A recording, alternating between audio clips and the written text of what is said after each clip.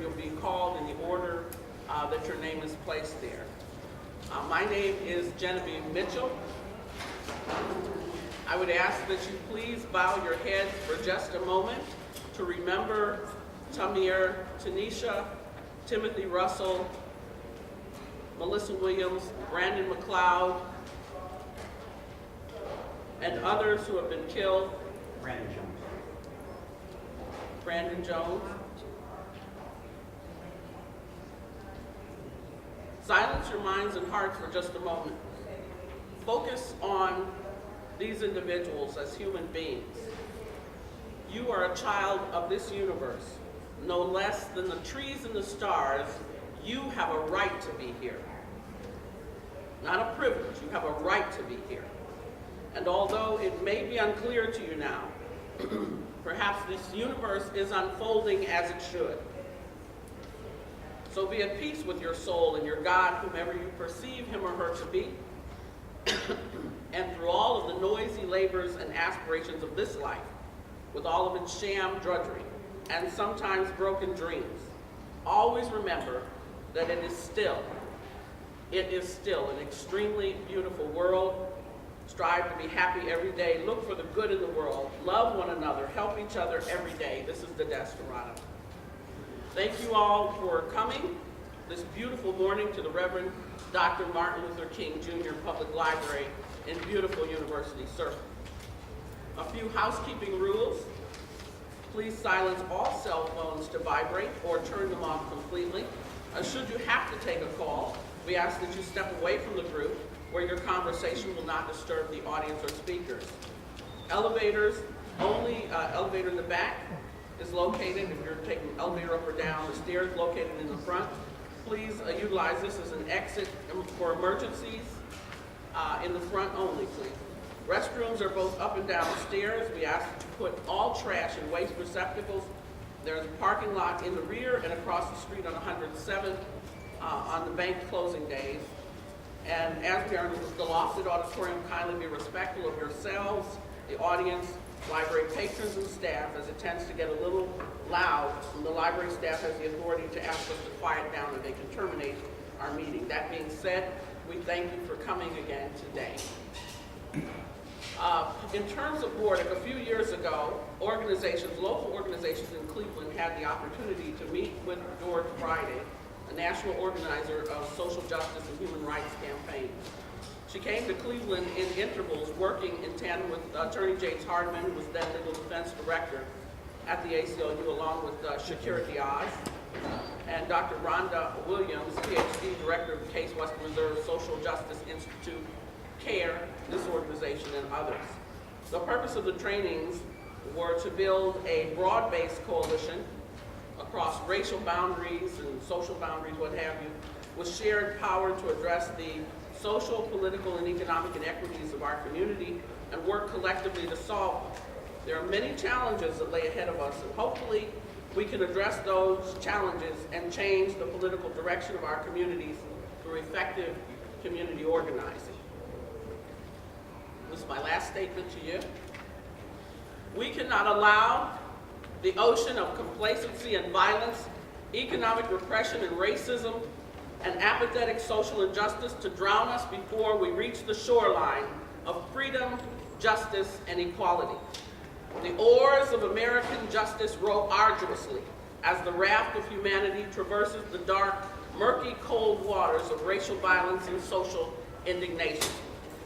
Indignation which seeks to drown the hopes and dreams of a nation waiting to exhale from the anchored weight of racial oppression. This nation's ship has run aground, its moral compass cracked and off kilter, its crew in a political abyss, moving the American people toward a choppy political trajectory of uncharted racial waters, economic trepidation, and ominous social division.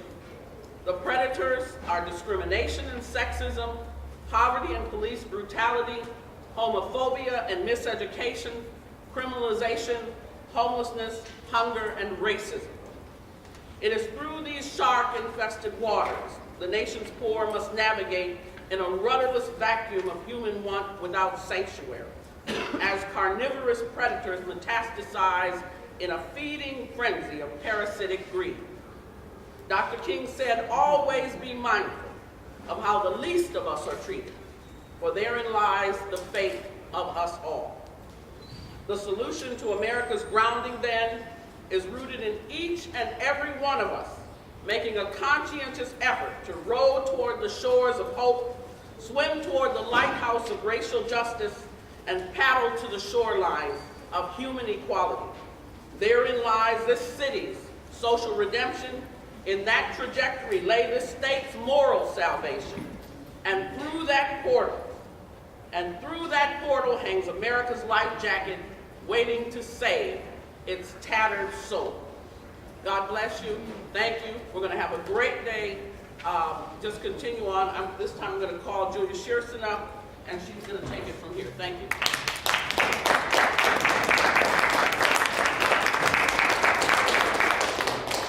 Thank you, Genevieve, for your wonderful poetry and your guiding inspiration for the group. And thank you so much for all you've done to make sure that this coalition continues to roll forward. A little bit order of the program. We're going to have 30 minutes with Shahid. He's going to warm us up and set the stage for what we're facing across the country. Then we'll move to the camera panel facilitated by Gilder Malone and Greg Coleridge from the American Friends Service Committee. After that, we'll have a brief break for refreshments and announcements. Please help yourself to coffee in the back. Restrooms are over here. Make sure you don't lock the door afterward, otherwise we can't get back in. And the third part, we'll talk really about next steps and where the coalition is going and how we can work together to make real change in our city.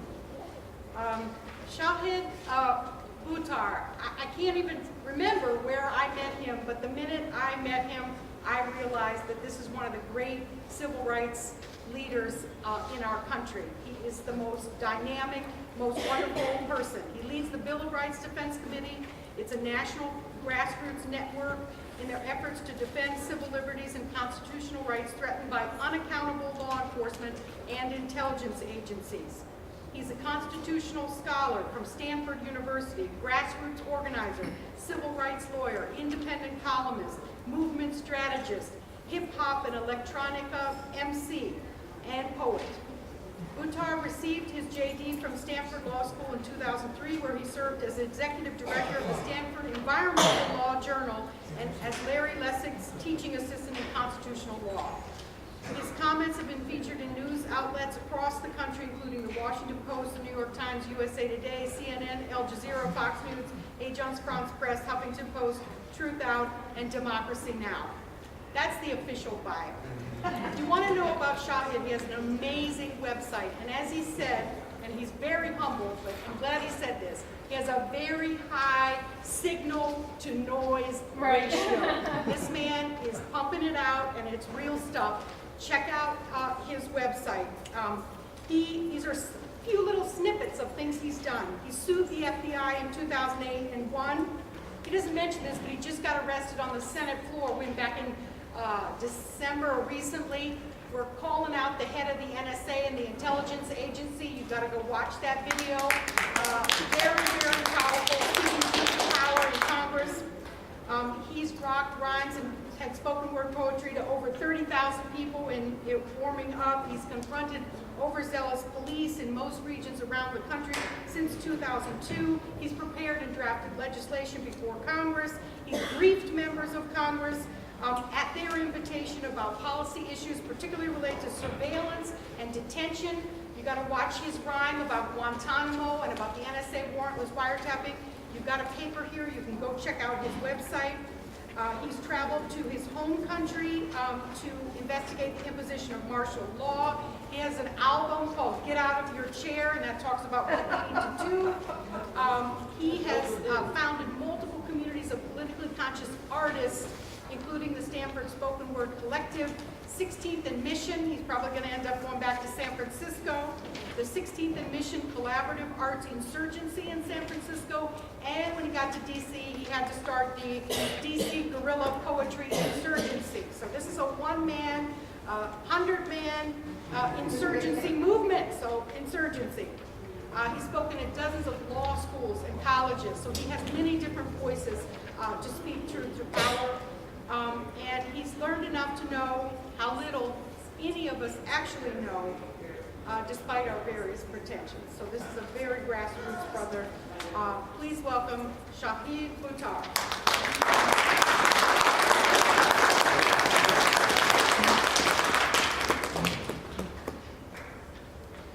Thank you, Julia. That was a very warm introduction to which I'll try to live up.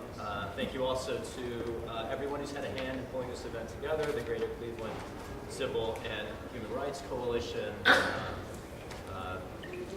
Don Bryant, the Immigrant Rights Support Network, Gilda, each of you here today for coming to talk about these issues on a Saturday. I'm particularly proud to stand in front of a bunch of images here at the Cleveland Public Library depicting jazz, which of course was one of the earliest musical forms in the United States that was an artistic form of resistance. Can you guys hear me okay? No. No. No. If I put on my lawyer voice, can you hear me? Yeah. I might have to speak a little bit slower, but hopefully you can stay with me. I would invite people to come up. There's tons of empty seats here in the front, so if you're in the back and having a hard time hearing, please come forward. Yeah, if everybody could move up just a little bit, or Shahid, if you want to come forward into the audience, you can too. It's up to you. Yeah. A couple things I want to share. Yeah, sure. Thanks. Ready?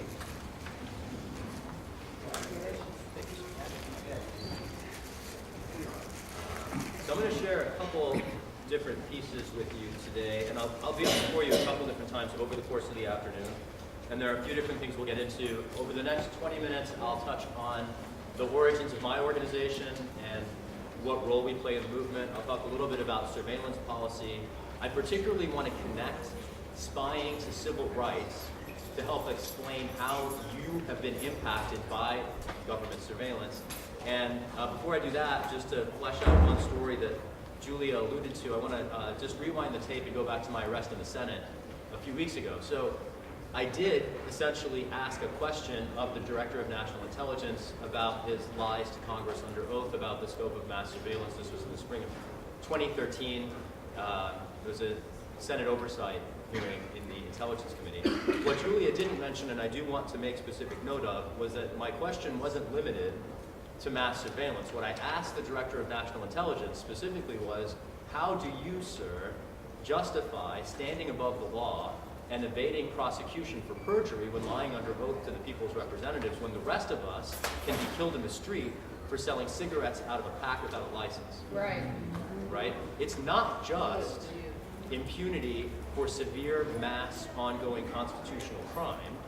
It is the blind eye that justice turns towards crimes by the powerful while the rest of us remain subject to hyper-vigilant justice masquerading as justice, when in fact, as you here in Cleveland have discovered, what we're talking about is extrajudicial assassination, right? The world is up in arms about extrajudicial assassination when conducted by remote robotic flying drones.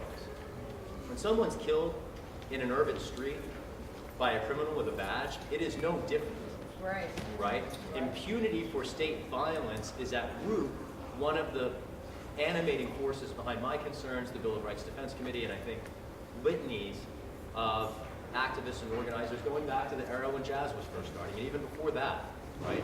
These problems in America, when we talk about hyper-policing, when we talk about discrimination, when we talk about bias meted out through force, these are not new issues. They have been with us since this country and even before this country was founded. So with that, let me just fast forward the tape now to 2001, and I'll tell a little bit of a story about how our organization, the Bill of Rights Defense Committee, was founded. So you may have heard, a lot of people seem to think that there was a constitutional crisis that started on September 11, 2001. Does anybody buy that? It started a long time before.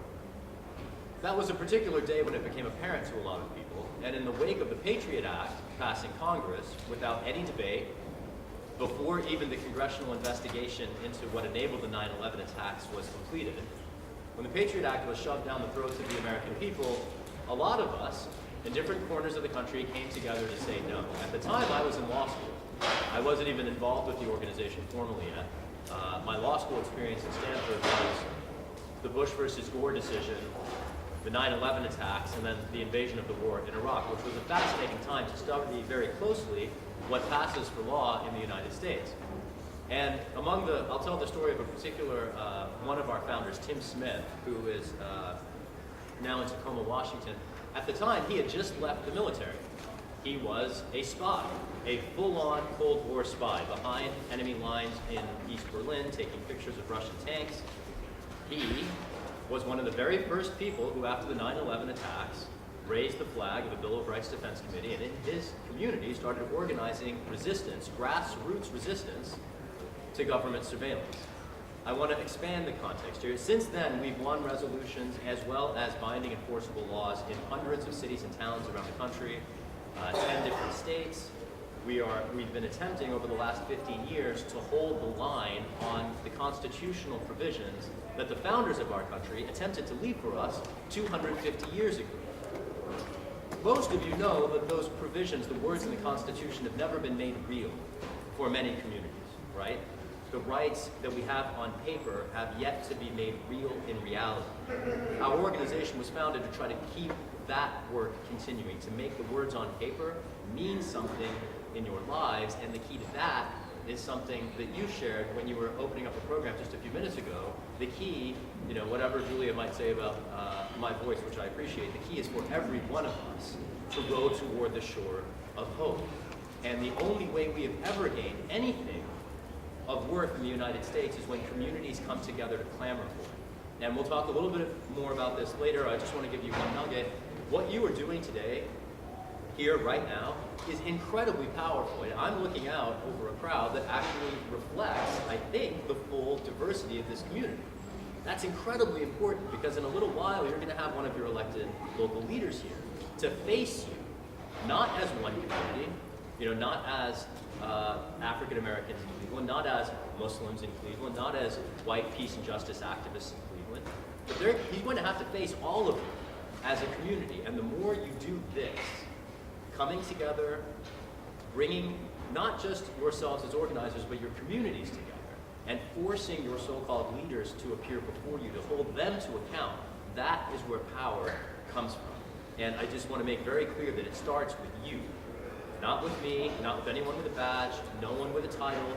It doesn't come from a document. It comes from you. You are the community, and you hold the power in your hands. I see you today coming together to claim it. So let's talk a little bit about some of the reasons that we're coming together and some of the issues that have come up before. Quick show of hands if you remember COINTELPRO. Does the amalgam COINTELPRO mean anything to you? Okay. I see a lot of hands that are down, and that's great. I'm really glad that we're here together because this is crucial history that no one will tell you in school, right? It amazes me, quite frankly, that Black History Month happens every February and people emerge from it without knowing the history of COINTELPRO. Because this is the history not only of mass surveillance in the United States, it's also the history of the oppression of communities of color. And they run not just in parallel, they are threaded together throughout. COINTELPRO stands for the Counterintelligence Programs. They were described by the US Senate in 1976 after they were finally discovered after operating for decades in secret as, this is a quote from Book 3 of the Church Committee investigation, COINTELPRO was, quote, a sophisticated vigilante operation aimed squarely at suppressing the legitimate exercise of First Amendment rights of speech and association. You might think that COINTELPRO, being a vigilante operation aimed at suppressing constitutional rights, you might think that it was a program of terrorists, or perhaps our nation's enemies, or perhaps a criminal syndicate. These were operations run by the FBI and the Central Intelligence Agency, the Defense Intelligence Agency, and local police departments around the country. These were criminal operations targeting Americans for several things, and let's walk through some of the communities that were targeted. Does anybody want to take a guess at the most prolific individual target of COINTELPRO? Black Panther. Abby Hoffman. Only because there's a federal holiday named after him, I'll choose among the answers people have suggested the Reverend Dr. Martin Luther King, who was not just targeted for surveillance. I want to make this clear. When we talk about surveillance behind a secret, unaccountable wall, we're not just talking about the government watching, right? That's all we know that they're doing now. In the 50s and 60s and 70s, when the FBI was running around trying to spark gang wars and create conflict in communities and break up marriages and drive people like Reverend Dr. Martin Luther King to suicide, these were not limited to watching, nor are these conspiracy theories. This is all documented. This is US history. Mass surveillance has not been used neutrally to protect national security. Surveillance has been used historically in the United States to oppress people without power. Full stop. Does anybody in this room, for instance, perhaps favor a right to housing? Yeah. Yeah, maybe a right to food? Yes. Some of the reasons you don't have those things is because the last time there was a visible movement in the United States seeking those things, it was destroyed by the government. COINTELPRO was how they did it. So in the 1970s, Congress investigated it. Why? Any guesses as to why Congress found out? This is a fascinating story. A bunch of peace activists broke into an FBI office outside Philadelphia. Sounds like a joke, but do you see that happening today? No one's breaking into an FBI office ever again, right? It took a break-in at an FBI office to reveal decades of sordid corruption to the people's representatives. In the years since the latest round of surveillance abuses have been revealed, has there been anything like a church committee investigation or a Pike committee investigation? Nothing. Nothing. Behind the wall of secrecy, far higher than the one that people hurdled 40 years ago, persists a new version of COINTELPRO. And I want to just briefly, because I haven't actually gotten into it, discuss what COINTELPRO was. This was a targeted program to undermine not only the movement for civil rights and movements for black nationalism, the movement for American Indian independence, the movement for Puerto Rican independence, the movement for equal rights for women, and the movement to end the war in Vietnam were all targeted. This is equal opportunity offensiveness. And that's the reason why I, in my work, choose to focus on the government agencies rather than the communities they target, because here's the nugget. I would like you to, if there's anything I say that I would invite you to remember today, it's that they target all of us, using different programs, different agencies, pursuing different laws, but we are all in the crosshairs. And the only way we will get out is together. Because if any single community mobilizes, you might win reforms for your community. But the only way to defend everyone is to rein in the government, because it is the government that is spewing out rights abuses in every direction. Whether it's Tamir Rice getting killed within seconds of a cop rolling up to find him playing in a park like any 12-year-old should be allowed to do. Whether it's Julia's organization being tagged by local police in Dallas, Texas, as a supposedly terrorist organization for pursuing constitutionally protected lobbying activity, right? Whether it's undocumented immigrants being funneled into rapid deportation proceedings without having an individual hearing, these are all different ways in which we're all oppressed. COINTELPRO illustrates the way in which these government surveillance abuses target everyone by targeting each of our communities. And the more we mount resistance from a single community, the more we play into their hands. It is together that we have influence to rein in these programs that are broadly oppressive. I want to now talk just briefly about what happened after the COINTELPRO programs were revealed, what didn't happen, and how what didn't happen led us to where we are today. We have a problem with militarized police in the United States, yes? Yes. You might describe police departments in the United States as waging armed occupation of urban centers. Why do we have militarized police? Anybody remember when it started? Program 1033. That's the program, but when? Moderating drug work. I think it was right around these, we're talking about the 70s, 80s, and 90s, and I want to draw attention particularly to the war on drugs and the 1990s. It was in the 1990s that, particularly in Miami and Los Angeles, police departments started getting outgunned by narco-traffickers. Who trained, funded, and equipped them? The military. This will sound like a conspiracy theory, but I would invite you to read the CIA Inspector General's report in 1998 when the CIA admitted to running crack into U.S. cities around the country. There is a book this thick by an author by the name of Gary Webb. Dark Alliance. Dark Alliance is the book. Gary Webb was an investigative journalist who died prematurely after revealing to the country that the CIA was running drugs into U.S. cities.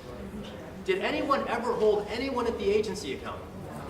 Not a single person. What did we get instead? SWAT teams on every corner.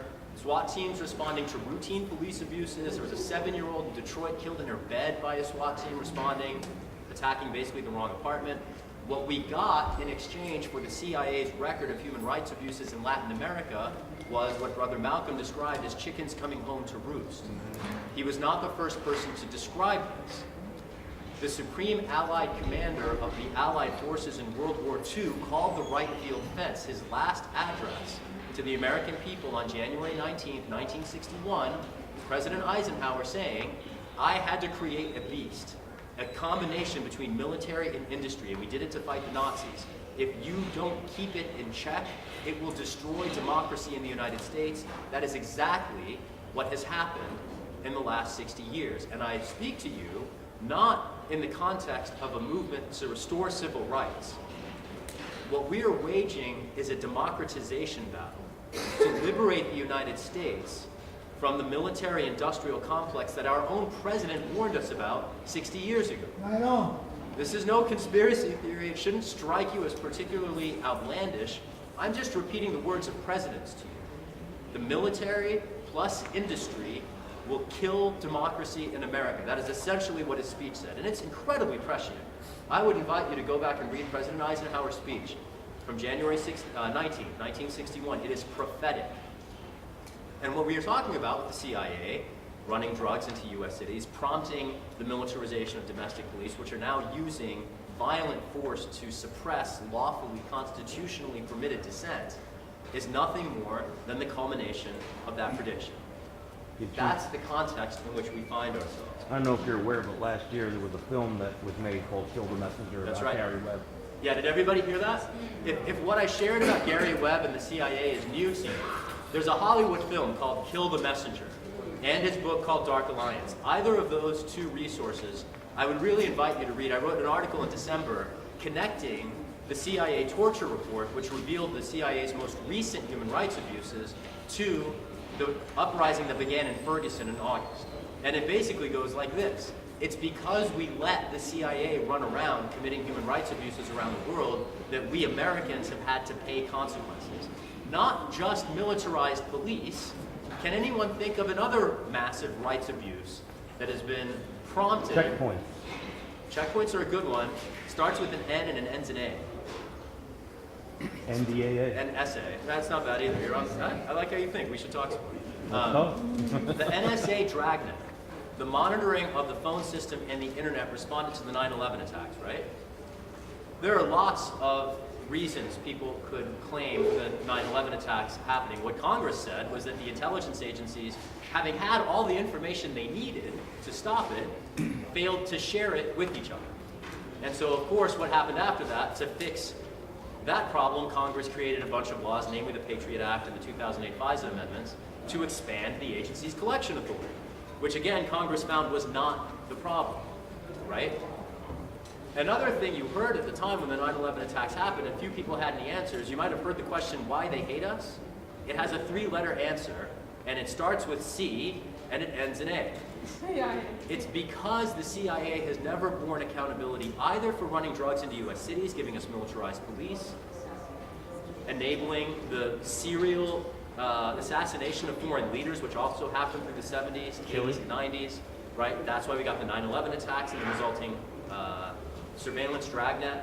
And of course, since then, we know that the CIA has done everything from murder detainees in cold blood to commit human rights violations that our nation once fought a world war to prohibit, only again to escape any accountability at all. And what prices will we pay tomorrow for the agency's recent impunity for heinous human rights violations? I shudder to think, but I do invite you to stay tuned.